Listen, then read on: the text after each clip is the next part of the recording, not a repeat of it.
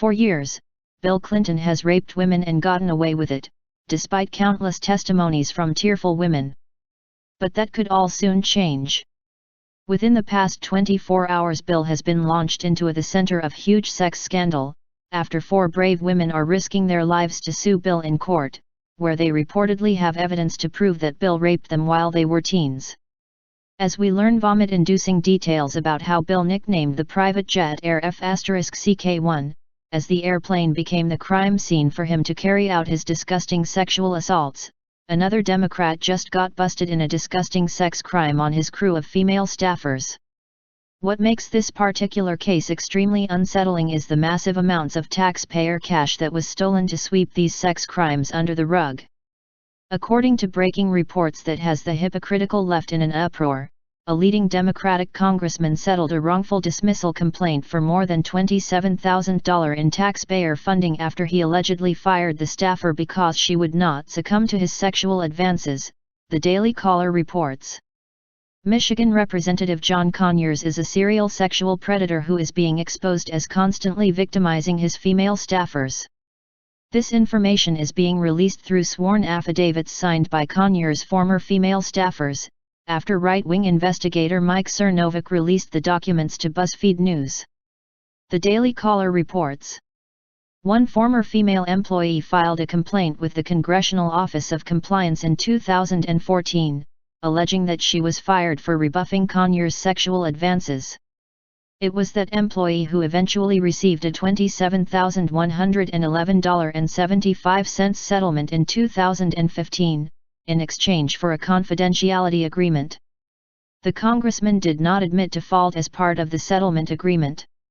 In her complaint, the former employee said Conyers repeatedly asked her for sexual favors and often asked her to join him in a hotel room.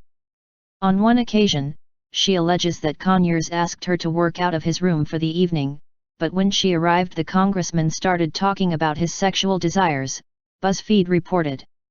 She alleged he then told her she needed to touch it, in reference to his penis, or find him a woman who would meet his sexual demands. Conyers regularly made sexual advances on female staffers and would ask them for sexual favors, according to the affidavits signed by his former staffers. Representative Conyers strongly postulated that the performing of personal service or favors would be looked upon favorably and lead to salary increases or promotions, one former employee said in an affidavit. He also allegedly abused taxpayer funds to shuttle in women with whom he had sexual relationships.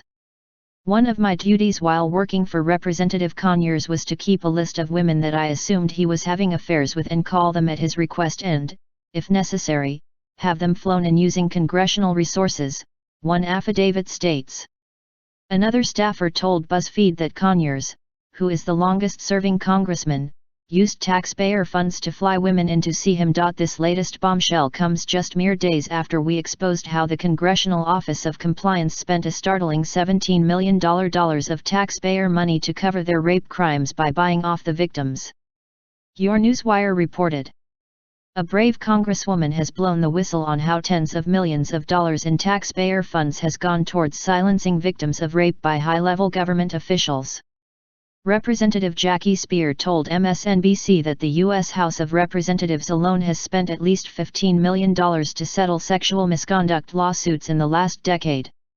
The FreeThoughtProject.com reports, "We really need to reform the entire Office of Compliance process," Speier said. Right now it takes about 90 days for you to file a complaint, and before actually going through the mediation, you have to sign a non-disclosure agreement and then you are not represented by counsel, but the harasser is represented by the House of Representatives General Counsel.